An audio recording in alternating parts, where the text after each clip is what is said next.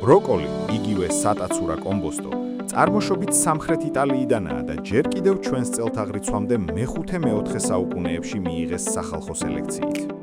დღეს იგი ფართოდ მოყავთ საფრანგეთში, კანადაში, აშშ-ში, იაპონიაში და სხვა ქვეყნებში.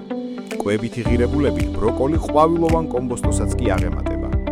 ამცირებს ათეროსკლეროზისა და თირკმლის დაავადებების რისკს და იცავს მძიმე მეტალებისა და მავნე ნივთიერებებისგან. ბროკოლი სინათლისა და ტენის მოყვარული მცენარეა და საუკეთესო შედეგს იძლევა ნაყოფიერ, კარგად დატენიანებულ ნიადაგებზე. pH-ი 6.5-7.5 მიათელი.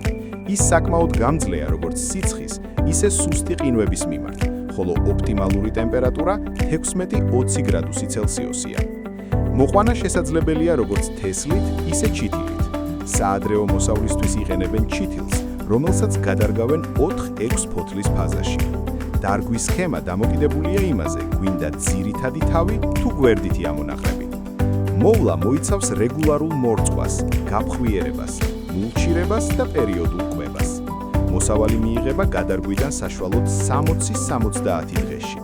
თავი უნდა მოიჭრას ბუტონის გახსნამდე, რადგან აყვავებული ყვავილედი საკვებად უარგისია.